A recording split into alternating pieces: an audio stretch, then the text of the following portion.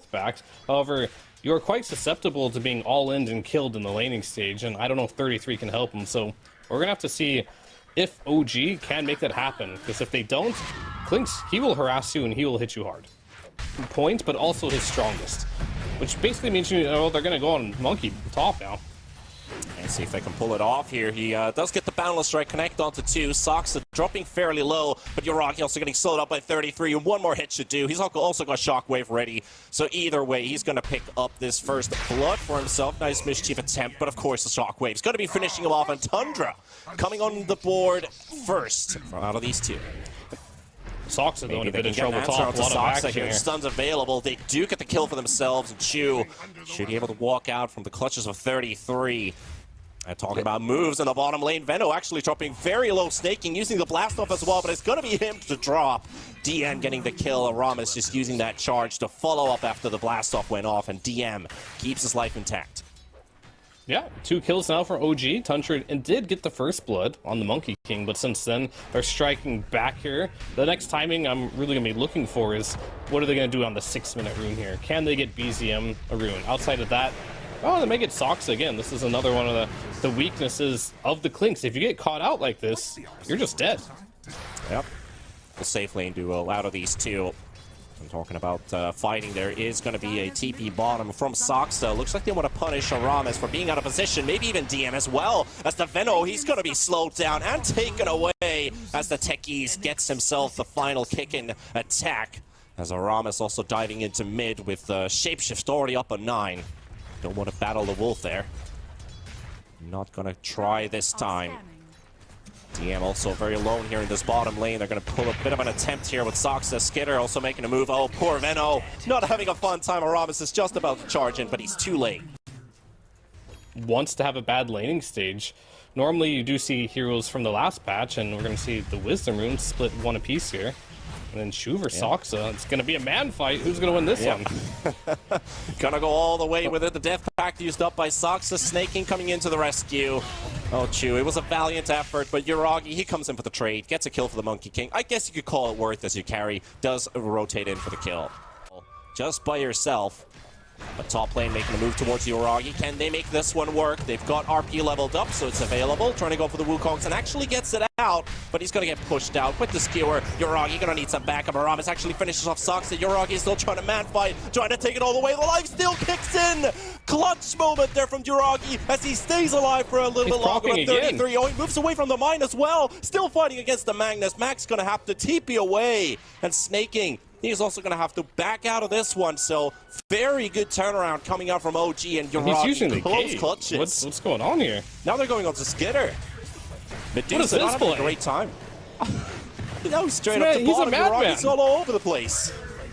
Then he dies in 1 hit after the mana shield goes down. What a play by Yuragi. Completely dodges everything in the top lane, uses the Mischief perfectly so he can get those Jingo stacks off, and then Gates immediately bottom and kills enemy carry, and then top lane Techies ends up going down, and we see 9 with Shapeshift. And he just forced out Shapeshift BCMs. Bye-bye. I'm not going to stay here any longer. They will get the tower most likely, unless Yuragi, yet again, back in this top lane has something to say. Let's see what they can do. Kinetic Field, it's only up for 2.6 seconds, so the Lycan should be able to run out. Spotting out the Monkey King here to defend the tower. No moves coming out just quite yet. OG, they'd like to get a charge on Aramis. He is currently just sitting in the trees waiting for the vision, and now he's on his way. Glimpse going to be played out. No more Shapeshift 9. This is a really big kill if they can get it. Even the Veno coming in. OG calling it the full-on 5. Let's kill this Lycan, and we surely can do it. Yuragi up in a dominating streak now. 4 kills for the Monkey King, and OG just making it work. OG's heroes are really good at picking you off when you're farming the map. So it's going to be of like, how much can Tundra get off the map with their heroes, and how much can OG punish? Because OG doesn't necessarily have the greatest heroes, so there's a glimpse happening, and this is what I'm talking about. Also the blast off trying to escape, but just gets glimpsed, yeah. And we're seeing a little bit of the nerfs that happen to do so. The shield not absorbing as much, getting less base mana from it as well. That early diffusal blade. You're now in a situation where you get solo killed. And you see, they're trying to make plays on Tundra here, but what can you do? Yeah, there's no answer whatsoever coming from Tundra at the moment. They will kill off Aramis. Soxa finding a kill, but it's still a 1-for-1. OG, they could potentially keep up the push here. Doesn't offer too much in these fights, so he's just gonna do. It's gonna be Rat Dota. That's all it's gonna be. And again, your Augie's just hunting Skeeter right now. And Skeeter's like, I'm playing Dusa, guys. I'm a late game carry. Give me some space. And Nine's like, sorry, bro. I'm playing Lycan. I gotta push out these lanes. I gotta farm. You got this Magnus here. He's going Echo Saber. I was like, yeah, sorry, bro. I'm farming too. So they gotta find a timing when they can fight, and they gotta stop the bleeding. It's only less than a 1k gold advantage. Yeah, and they spotted Sox as well. Another found hero. Charge already locating where he's going. Yoragi is going to be around. They drop a sentry down to make sure this Clink's is going to drop a 33. Can he get in time for the rescue? Soxa's about to drop. They even dropped the Static Storm, prevent him from using that RP. And of course, the Skewer glimpsing him back as well, back into the fray. He's going to be a very tanky boy, but DM's going to be here. Oh, he's going to just miss the Magnus's exit. Yoragi kind of diving deep as well, recognizing this is probably good to leave it here. We just got the Clink's kill. Let's chill for a bit. Or are we going to chill? They're still looking at Magnus. BZM's here. They got the Sonic Wave ready to load it up. Just need to do a little bit more. Glimpse and the Skewer. Beautiful time from Chu. That's the third time he's done it this game. And they will take down the Vanguard Magnus. Farming ability. So we're going to see, like, what's better this patch? The map is 40% bigger? Ganking or farming? A lot of people would think that farming this patch could be a lot better. But OG still taking that aggressive approach here, as they will find 9, but he does have Shapeshift. Yeah, and Chu is around, so Glimpse is ready. We get the early damage. Shapeshift already popped as well. Aramis actually hit Soxa on the way as well, and that Clinks will reveal himself for another kill, but they will finish off Aramis at the same time. However, no Skewer, no RP at least, unless he gets close enough to Yoragi. Tries to get the Wukongs off, and he will, and he's actually going to keep it up. All that tankiness. Skitter still diving in. Can the Monkey King fall? Yes, he will. 33 with a double kill. DM coming in with the back as well with BCM and Skitter to drop. They will lose the Medusa once again. They're forced to answer this early aggression, but it will come with casualties. BZM with the double and 33. He's the last one surviving, but will he live to tell the tale? Doesn't quite look like it. He's going to fight against BZM. Aramis is already charging in as well. Tries to get some early poke here as well. Tries to kill Chu with the cleave out of all things, but BZM going to come out with a triple kill and of course a team wipe as well. OG now converting into a push while Aramis locating Soxa in the bottom lane, but the distance to cover for the rest of them to follow is going to take some time. We are going to keep pressuring though. 33 is here, however. He's got some heavy right clicks to provide and take the Spirit Breaker down, but Yoragi looking for the kill onto Soxa. The Clinks should finally fall. And 33 is just on the way out, on the retreat. 3,000 lead as well for OG. However, the win graphs aren't quite agreeing with that for now. They're still giving Tundra a very good chance, but there we go. The Wukongs on top of snaking, and the charge to follow up. He's not even going to get the chance to play this game, or is he? Maybe. Yeah, there we go. Aramis will finish him off there. Sox is still lurking around the area. They're going to find a golem on top of it, so extra funding for OG. It's going to be the name of the game here for Tundra. Just feed. It's not over yet. Yeah. But the dust connected onto Clinks, isolated. Easy kill for OG to clean him out, but the Sonic Wave, Static Storm, no RP coming up from 33. Bash coming up from Aramis as well. Gonna skewer him to the high ground as well, but Aramis still fighting to the end, and 33 to drop. There's another Thunderhide in action, and Skitter just trying to disengage and try to find himself an escape route. Can they still find another opening on the south side of this fight? The Thunderhide's just not doing enough damage, and also gonna be dropping to DM and BZM to find another 250 gold in the pocket. Potentially we'll DM could be a catch. Maybe if they silence BZM, it's an opportunity. There we go. RP into the blast off, and that is going to be a clean kill. Or is it? 6 HP? Are you kidding me? BZM! Oh, I don't know if you can call that even calculated, but 6 HP from dying is just not enough. They're going to lose snaking. They're going to lose 9 as well with the shapeshift being used. That's a 2-minute cooldown. Oh, boy. Sox is going to make it out because the glimpse was already used, but oh man, Tundra, that hurts. That is Spain without the S. Butterfly on the Medusa is going to be what brings him back in this game or not. Monkey King also making work towards the Harpoon. They found Soxa as they were taking Roshan. BZM to pick himself another kill. Currently 7-0-6 on the Queen of Pain. Topping the net worth board as well. Everything looking pretty shiny for OG if they can just keep up this tempo, because everything is going according to their game plan right now. What's the worst thing that could happen to them? And I'm not talking necessarily, well, of course, if they lose a team fight, that could probably be it. But is there something else to it? Happen to them is most likely just losing fights. Their lineup is really good from ahead, but if they lose map control, it'll be a lot more difficult for them to play the game. Yeah, I also feel like if they just go passive as they are looking for 9 in the top. He's gonna TP? No, what? No, sir. Maybe he dies regardless there, and he just wants to force out the Sonic Wave, but that was never gonna work. Nope. Ramus, Shadow Blade attempt, but there's a sentry down on the ground, so he's not going to make his way away. Augie playing behind enemy lines here with Snake King's techies. Okay, are we going to get bringing him back? Skewered in, or?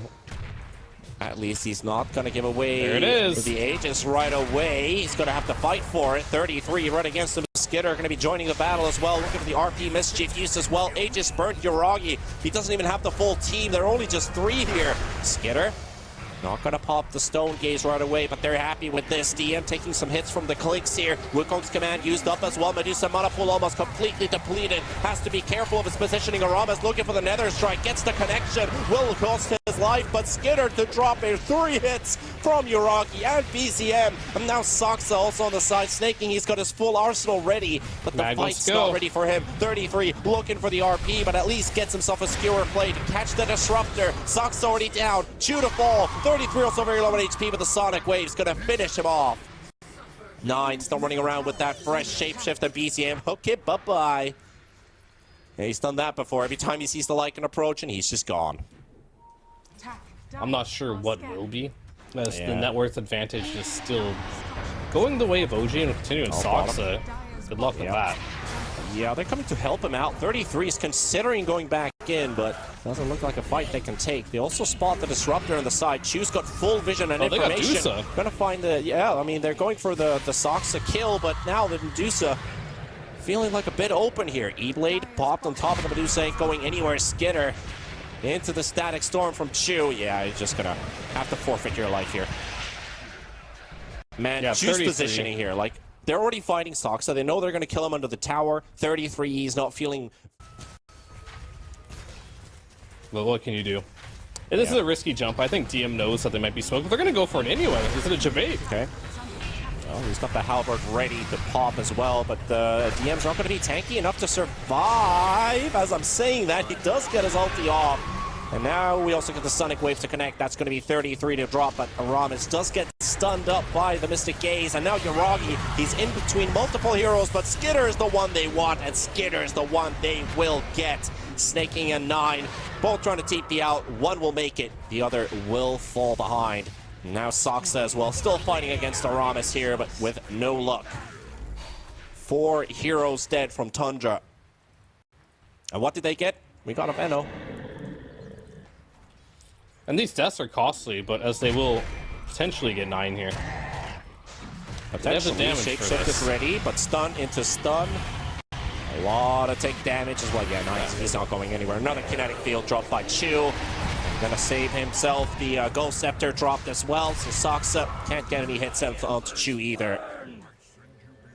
You do find an answer, even if the Monkey King is dead. Oh, they found the techies a bit accidentally there. Fine in this game. Regardless of how late it goes, your heroes will be fine as long as you're scaling. It really just comes down to not throwing that lead away. Getting the Roshan. Now Yuragi will have Aegis yet again here. We'll have a cheese for the Queen of Pain. And I think the Queen of Pain is going to be the big X factor in this game. I talked about Lycan versus Queen of Pain. Who scales better in late game? It's not even a question. It's going to be the Quap. Oh, they got the shapeshift already popped from 9. He's trying to take out Chu as quickly as possible. Aramis getting the beautiful 2-man charge stun into the boundless strike on both of these heroes, and Chu will get the walk away, even losing the golem in the process. Just baiting them out there. Man, this guy has been playing such a good game on this Disruptor. It's not the easiest game. It feels like this could be a game where Disruptor has like 15 deaths. He's got 2. pretty deep behind enemy lines, but DM There's a with the gem. gem, he's a bit too far away. Okay, Soxa, he's got nowhere to run. Going to get spotted. He'll get on a real fight for his life, at least. He's really taking it all the way. But they will find 9 at the same time of the high ground as OG just pushing their advantage, and that's a ticket for the tier 3. Yeah, we've kind of seen throughout the whole game here, right? Tundra doesn't necessarily have a game plan. Their game plan was to do Tundra things, have the more efficient lineup. But efficiency doesn't really matter if Yuragi's just running around the map, destroying you, and you can't farm anywhere. So a lot of credit goes to Yuragi here, how well he's playing this game. Oh, he's still got the Harpoon available as well, Skidder. He can't really run away. The Kinetic Field, the Static Storm. And the Medusa still slowly dropping, but as that Monopool disappears, that's an easy kill for OG. And that's no buyback on the Medusa as well. 76 seconds gone. Techi's going to get charged to the back line as well. 33, still trying to battle it in the front, but he's got no more damage. I think Tundra, I think they're pretty much done for at this point. They just don't have the tools to fight back against OG. But they will probably still give another attempt. This bottom lane, though, that's completely gone. That's what I was kind of doing there at the end there. I was kind of just reading their eulogy, as I didn't see any way of them really getting back into this game here. They don't have ways to take these fights. The way they drafted really was set up for them to snowball the game. They had a decent job of doing that, but they couldn't find that little extra piece of the puzzle to continue the snowball. Or more so, OG shut it down with a Spearbreaker and Monkey King play. Yeah. And everything just seems to click perfectly. Maybe the first 8 minutes were going good for Tundra with efficiency in terms of having that overwhelming power to push down objectives. But OG, just those early rotations into the point we've got into this game has just been a one constant avalanche. They're very happy with their results here in this game 1. And at least setting themselves on a path to potentially start building into a series victor versus Tundra. Of course, we're not that far, but game-winning game 1 is already a whole lot more considering how many wins they have against Tundra in the past 12 months. But Medusa, one more final fight, just completely, you could technically say, disarmed, as he's got no bow to shoot and all that control. GG called, Tundra will tap out. OG take the first game with a massacre of 52 kills. Yeah, this one wasn't very close at the end of the day. I think Tundra, they'll be able to quickly look back. Tie it up or win the series over OG, but now being a best of 3. Could this be the miracle run? It is the Magnus faces Void that we were very heavily against in NA in the last patch. We remember talking about that a lot, but how do you feel it here? Does it feel like it's been amped up? I think it's fine. I think Tundra's draft is... Oh yeah, sure. This is a really good time dilation game when you put it that way, considering the long cooldowns that OG has. And of course, the mobility might be a tiny bit of an issue, despite having the Darkseer on the team, and of course the Wind Ranger. But Yuragi bringing out the carry Wind Ranger. As the panel already talked about, this is not something new, but it's obviously maybe not something they were potentially expecting. Blood grenaded to death here. Yeah, DM's dead? Alright. That was 2 blood grenades. You can kill his creeps. You can time walk out if you manage to take a little too much damage. The wall doesn't affect you very much. And of course, the dilation is super good versus the Darkseer here. Already sitting at level 2. That is just massive. Like, they're just bullying this Yuragi Wind over and over again. Like, what can you do? You've got Power Shot at level 1. You're still not level 2. Out really badly because they don't have very good recovery pass. Also, the factor of the chrono that comes later into this game for the Faces Void. There's a lot of interrupts coming into this one, and top lane, they're trying to battle out against Soxa, but Chu also puts himself a bit out of position. Does have a Lotus to use for some burst, and maybe even get a kill on Soxa. 33 has to intervene, but the power shot from Yuragi, oh, that kill is going to be super needed for OG. It's their first one, but it also does open up the lane a little bit. It does push Wind Ranger up in XP with that. 6-minute rune. Let's see if they can get a success here. It's a regen rune. That's going to be bottled up by 9. BZM, maybe even a kill on top of this. They got the Nightmare Slow on the Pango, keeping him away, but the charge from Aramis, healing himself up, pushes the snap onto the tower. BZM gets to live. And Chu, with the help of Aramis, will force away 9 and snaking out of that fray. Dreams of a Vanguard these are not the games that you look at as a Darkseer, and you particularly feel like you're in a good spot here. Yeah, it's just a casual roaming techies, and you have been marked, my friend. At least they're making him slowly drop here, but OG looks like they're still going to get the kill with the tree toss. And that also means that the Wisdom Rune is going to be intact. I think he was looking for that in the first place, but he was found. And Chu, he's done the same thing in the top lane with already a snowballing laning state. That could just shut down the Tiny, because it's a domino effect. And you got the Rolling Thunder onto Chu. The Haste Rune is also there. Nine's going to steal this one too, so BZM no action rune for a total of 2 minutes now.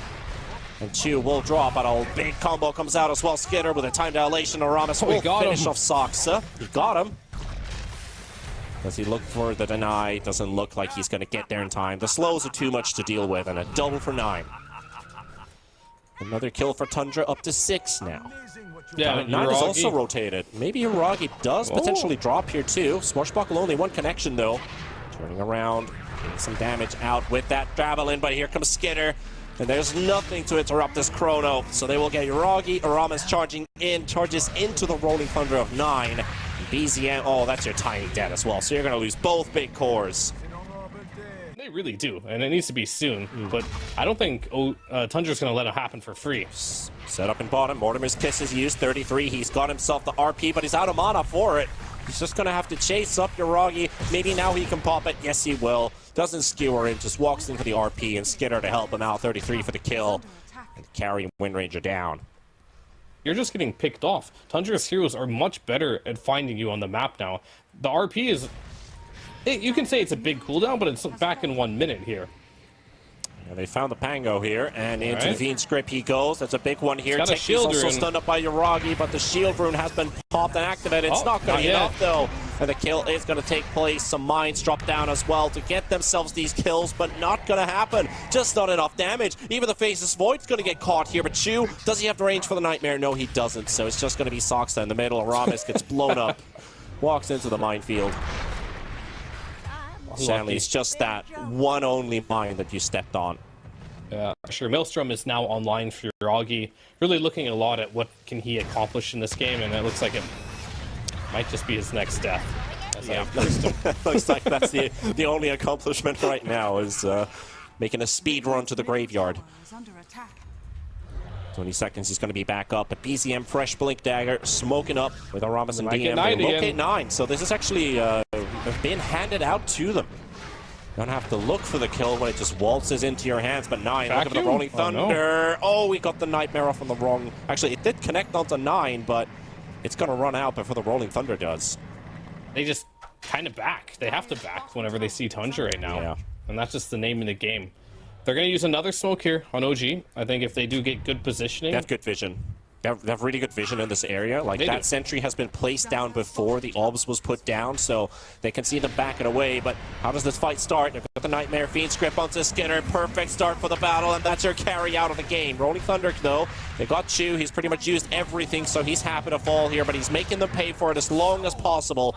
The DM unable to help him out there. Neither is Aramis. 9. We got a couple of pokes out here. The Magnus being controlled for the time being. RP is there, and he's going to get the connection. That Soxa with the Mortimer's Kisses. He did get 1 connection, but that's all they needed. And that's all she wrote. DM's going to be dropping as well. 4 kills for Tundra with the cost of Skitter losing his life. So Tundra happy to take that trade. If I see the double Seeds of Serenity planted on the ground, I'm backing. OG, they walk into the Seeds of Serenity. We have one on 9. And also Soxa, they both dropped them next to each other, so the whole floor was blooming green as Hiragi. I think he might be dead here. Because snaking hits for 113 damage, thanks to universal hero things. And he'll get the kill. Yeah. I think we got like 6 or 7 universal heroes in this game as well, so expect a lot of right-clicking this game. Snaking to drop next. Soxa is still being chased up. 33, no RP, but he's got some heavy hits. He's trying to break through Aramis and that shield. Still on the chase, skewering him down. Will finish off the kill. Soxa to drop as well. BZM, though, tossing out this Magnus. And that Echo Saber and the Vanguard plus the Seeds of Serenity, well, it's not a lot of extra regen, but it's enough to keep OG at bay. You can't kill me, boys. Just give up. No blink, though. Just a Vanguard Harpoon Rush. Trying to catch Chu, but it's proving to be a bit difficult here. You get the cookie finally to connect on top of Chu. DM. Oh, the back wall on 3. Uragi here as well. Does get the shackle shot. And also the focus fire up to 33. He's going to be very durable, though. And Uragi would like to target him above anything else, but Darkseer in trouble. BCM interrupting the back line as well. They're going to take down the Techies, and then they'll take down 9's Courier as well inside. It's a little bit of a prize, too. They still got Chrono, but Uragi already dead. Chu to be following out as well, and 33 still alive after everything that's happened. And a 2-for-1 trade takes place, but they're not done yet. Blink ready on BZM. Haramis charging in, giving vision on Skitter. 9 missing out the swashbuckle. You don't want to get a 3-man shield crash. It's going to be a 2-man, so Tango going to be very durable here. But Skitter still the Chrono. The threat is still there. Aramis will drop. And OG has to back away with the remnants of this fight. Just 2 heroes surviving after all what just we witnessed. Normally when I see 33 in his prime, meanwhile as we see Soxa, might end up draw. Oh, their Yules is available. Maybe they won't get him. Still got the vacuum. Into the shackle shot. Skitter. Chrono drop down. Aramis is going to charge into it as well. Oh. Taken into a different dimension indeed as the Spirit Breaker charges into the Chrono. But what can you do? 4 stacks of time dilation on the Darkseer right now. Not going to chase him out. No longer a reality. Even if you are riding the title of Comeback Kings, not every single game is possible. But let's see if this one works out. I mean, there's a chance here. Fiend Script onto the Pango. 9's going to be the target. Skitter looking for Chu. Maybe we'll find him as well. Shackle shot does connect on 2 for 33, pushing them away from the fight. 9's already down, and Tiny is about to drop as well, so BZM to drop 2. And Aramis going to get Yules up in the air. Uragi still has focus fire available. Is it onto Skitter this time? Oh, he's just going to finish off the snap fire. RP missed, though. So this does give a bit of an avenue. Nicely used Gleipnir as well at the same time as the Chrono does get dropped, and then we go for the Nether Strike to slow down Skitter just a bit of extra. Uragi gets to stand his ground. And Chu, he has been spotted, but he pulls them all together. Can they make it work here? Just not enough damage. Their openings are so limited here, and Tundra, despite the situation, they will continue to find a victory. And that Aegis remains on the Faceless Void, so they finished off the Range Racks, and now they can just clean out that entire top lane of buildings. Lift forced out 2, maybe with Tiny respawning, they might actually have to back out. He is teleporting right nearby. But who do you go on? Harpoon play onto DM, skewering him down to the low ground. BZM has finally arrived, but yeah, it's just an avalanche. Yeah, they're going to save their racks. They still have the BKB available for Skeeter. Now, I think they want to try and get out. Think you leave the mag here for dead, or can he tank this? Looks like he can. Focus fires up in 6 seconds, though, so the big cooldown is coming back up. Another Harpoon skewer onto Chu. Slowly dropping. 3 versus 5, no problem. Who cares? Like, you get like 3 attacks off it, because luckily Uragi did get the Gleipnir right before the Chrono went off. You don't get a better fight if you're OG here, so... Oh, the Harpoon play did miss there, actually. 5-man vacuum. Surge too strong, I guess. You got the Rolling Thunder onto the high ground, and DM going to be in the middle of it. So is Aramis with the Nether Strike. Will be targeted down. Chu is going to be chased up by 33. They finish off Uragi. And OG just dropping one after the other. This is definitely a very vice versa game from game number 1, where OG might have dominated, but this one totally in Tundra's hands, and they tie it up. We're going to game 3. It was a clinical one. Straight from the laning stage. At no point did Tundra lose control of this game. Bard, that was the one. A wise man once said, hold the line. Can OG hold the line? Throw me something that probably won't happen, because I want to jinx it a bit, because I also want to believe it might happen. Something that won't happen? I don't think 9 is going to first blood BZM in the mid lane. Or do you feel like it's... Well, I mean, well, I think we'll probably know in like a minute or 2 that it actually pay off for 9 to keep that play there. So my prediction is now safe. Whew. You are safe from it for sure. Maybe Beastmaster to drop as well. He does get a big wand heal, but Yuragi, plenty of stacks onto Saksa, but he's also going to walk out with 60 HP intact. And that's already 3 kills going up their way, and these are both from the side lanes. Mid still very even, you could say, 24 to 26 CS, BZM and 9. And Rubik coming back to the lane as Yuragi is in major trouble. Saksa, low on HP. Not tanking the tower either, though, so he will be fine with that. If he did, he probably would have died. I mean, Yuragi's so dead. What can you do? As Klinks dies again in the top lane. Okay. All right, feeding the brains out of the Klinks here. All right, so what I was getting with this Klinks pause 4, you know, Klinks became a hero that I saw being played as support. Me, a Klinks lover myself, jumped on the train, as I'll never finish the story, as BZM will be killing Sox in the mid lane. But I'll speedrun the story now. In the safe lane, Klinks can right-click and not... He's just almost quarter into level 6 already. Yeah, it's just from the new patch, right? This roar lasts 2.75 seconds. He got the leap off just in time on Yuragi, and then the roar just ran out super quickly. And Tundra got double Wisdom Rune. All right. But it is not looking very good. Always trying to look at the flip side of the book, you know. You got the happy start, even if it has a sad ending, you know. Well, BZM might try and make some... Oh, that TP versus Puck. I don't know if that'll work, but the TP from snaking... See if they can work it out. That's going to be death number 4 for the Klinks, however.